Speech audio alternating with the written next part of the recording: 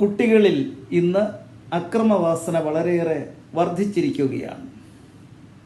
Thamarassery MT higher secondary സ്കൂളിലെ വിദ്യാർത്ഥിയായിരുന്ന ഷഹബാസ് അതിക്രൂരമായി കൊല ചെയ്യപ്പെട്ടു. കരാട്ടെ പഠനത്തിനുപയോഗിക്കുന്ന നഞ്ചാക്ക് വെച്ചുള്ള ഉഗ്രമായൊരു പ്രഹരം തലക്കേറ്റ് തലയൊട്ടി പൊട്ടിയാണ് അദ്ദേഹത്തിന് മരണം സംഭവിച്ചത്. ഈ ക്രൂരമായ കൊല ചെയ്ത മറ്റ് കുട്ടികൾ, അവർ 5 പേരാണ്.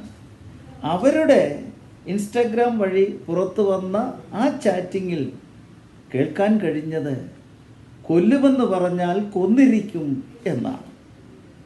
അപ്പോൾ ഇവർ ജുവനൈൽസാണ്, ഇവരെ ജയിലിൽ അടയ്ക്കാൻ പാടില്ല. അങ്ങനെയുള്ള ഒരു അനുകൂല സാഹചര്യം കൂടി ഈ കുട്ടികൾക്കുണ്ട്. പക്ഷേ ഈ കുട്ടികളുടെ നന്മയെ കണക്കാക്കി കൊണ്ടുവന്നിട്ടുള്ള ജുവനൈൽ ജസ്റ്റിസ് ആക്റ്റും ഇവിടെ ദുർവിനിയോഗം ചെയ്യപ്പെടുന്നു എന്നുള്ളതാണ് ഒരു വസ്തുത. അപ്പോൾ ഇവിടെ എങ്ങനെയാണ് ഇത്രമാത്രം ക്രൂരത നമ്മുടെ രാജ്യത്ത് വന്നു ഭവിക്കുന്നത് എന്ന് നമ്മൾ വളരെ ഗൗരവപൂർവമായി ചിന്തിക്കേണ്ടതായിട്ടുണ്ട്. അപ്പോൾ ഈ കുട്ടികളുടെ മനസ്സിൽ എത്രമാത്രം വയലൻസ് ഉണ്ടായിരുന്നോ അതിൻ്റെ സോഴ്സ് എന്തെന്ന് മനസ്സിലാക്കാൻ കഴിയുന്ന ഒരു വസ്തുത പുറത്തു വന്നിട്ടുണ്ട്. അതായത് ഇവരുടെ ചാറ്റ് ഗ്രൂപ്പിലെ വാൾപേപ്പർ എന്ന് പറയുന്ന ഈ തീവ്ര വയലൻസ് സീരീസ് സ്ക്വിഡ് ഗെയിംസിലെ യോഹി എന്ന പാവയുടെ ചിത്രമാണ്. അപ്പോൾ വയലൻസാണ് ഇവരെ ലഹരി പിടിപ്പിക്കുന്ന ഒരു വസ്തുത എന്ന് നമുക്ക് കാണാൻ കഴിയുന്നുണ്ട്. നമുക്കറിയാം, ഈ 1 വർഷത്തിന് മുൻപ് സിദ്ധാർത്ഥൻ എന്ന് പറയുന്ന വെറ്റിനറി കോളേജിലെ ഒരു വിദ്യാർത്ഥി അതിക്രൂരമായി മർദ്ദനത്തിന് വിധേയനായി പട്ടിണിക്കിട്ടു.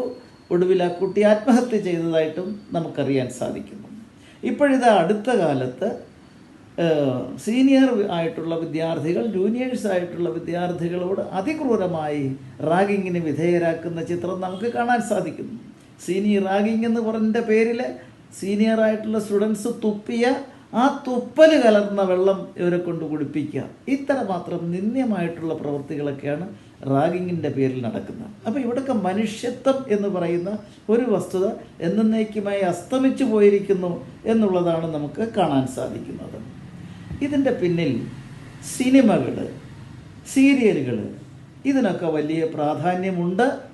അതിൽ നിന്നൊക്കെ ഈ കുട്ടികൾ പ്രചോദനം ഉൾക്കൊള്ളുന്നുണ്ട് എന്നുള്ളത് ഒരു വസ്തുതയാണ്. കൂടാതെ അമിതമായി ലഭ്യമാകുന്ന ലഹരി വസ്തുക്കൾ ഇവരെ ഈ തരത്തിലുള്ള നിഷ്ഠൂരമായ കൊലയ്ക്കും മറ്റു കുറ്റകൃത്യങ്ങൾക്കും പ്രേരിപ്പിക്കുന്നു എന്നുള്ളതൊരു വസ്തുതയാണ്. ഈ ഫെബ്രുവരി 22 മുതൽ മാർച്ച് 1 വരെ 1.31 കിലോഗ്രാം MDMAയും 153.56 കിലോഗ്രാം കഞ്ചാവും പിടിച്ചെടുത്തിരിക്കുന്നു. ഇതുകൂടാതെ ബ്രൗൺ ഷുഗർ, ചരസ് തുടങ്ങിയിട്ടുള്ള മറ്റ് ലഹരി പദാർത്ഥങ്ങളും ഇവിടെ സുലഭമായി ലഭ്യമാണ് എന്ന് അറിയാൻ.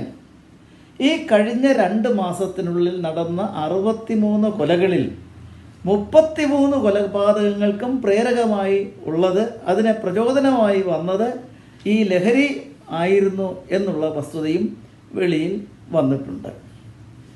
അപ്പോൾ ഈ തരത്തിൽ വളരെ സംഘർഷപൂരിതമായ ഒരു സാമൂഹ്യ വ്യവസ്ഥ നിലനിൽക്കുന്നു. വിദ്യാർത്ഥികൾ, ചെറുപ്പക്കാർ, ഇവരെല്ലാം ക്രൂരതയുടെ അതിർവരമ്പുകൾ കടക്കുന്നു എന്ന ചിത്രം നമുക്ക് കാണാൻ സാധിക്കുന്നു.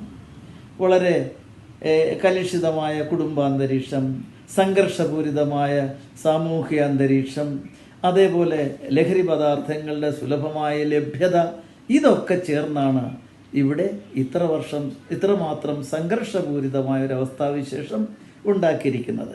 മറ്റൊരു അതിശ്രദ്ധേയമായ ഒരു വസ്തുത നമ്മൾ കണക്കിലെടുക്കേണ്ടതുണ്ട്. അതായത് ഇവിടേക്ക് ഒഴുകുന്ന ലഹരി പദാർത്ഥങ്ങളുടെ സോഴ്സ് എന്ത് എന്ന് ഇതുവരെ കണ്ടുപിടിച്ചിട്ടില്ല. നമ്മൾ അഫ്ഗാനിസ്ഥാനിൽ നിന്ന് വരുന്നു, പാകിസ്ഥാനിൽ നിന്ന് വരുന്നു, ബംഗ്ലാദേശിൽ നിന്ന് വരുന്നു എന്നൊക്കെ പറയുന്നതല്ലാതെ ആര് കൊണ്ടുവരുന്നു, ആര് വഴി ഇവിടെ എത്തുന്നു, ആര് വഴി ഇവിടെ ഡിസ്ട്രിബ്യൂഷൻ നടക്കുന്നു, ആരൊക്കെയാണ് ഇതിൻ്റെ പിന്നിലുള്ളത് എന്നുള്ളതിനെക്കുറിച്ചുള്ള കണ്ടെത്തലുകൾ ഇന്ന് വരെ നടന്നിട്ടില്ല. ഈ കഞ്ചാവോ ചരസോ അല്ലെങ്കിൽ MDMO ഒക്കെ ആയിട്ട് കൈവശം വെച്ച് ആരെയൊക്കെ കിട്ടുന്നുവോ അവരെയൊക്കെ പിടിക്കുന്നു എന്നല്ലാതെ അവരുടെ കയ്യിൽ ഇതെങ്ങനെ വന്നു, അവർക്ക് കൊടുത്തവരുടെ കൈകളിൽ ഇതെങ്ങനെ വന്നു എന്നുള്ളതിനെക്കുറിച്ച് ഒരു അന്വേഷണമില്ല. ആ തരത്തിലുള്ള ഒരു അന്വേഷണത്തിലൂടെ ഇതിൻ്റെ ശരിയായ സോഴ്സ് കണ്ടെത്തി അവിടെ ഇത് നശിപ്പിക്കാനും അവിടെ ഇത് സംഭവിക്കാതിരിക്കാനുമുള്ള അതിശക്തമായ നടപടികളിലൂടെ മാത്രമേ ഈ ലഹരി മാഫിയയുടെ ഈ അഴിഞ്ഞാട്ടം നമ്മുടെ നാട്ടിൽ അവസാനിപ്പിക്കാൻ സാധിക്കുകയുള്ളൂ.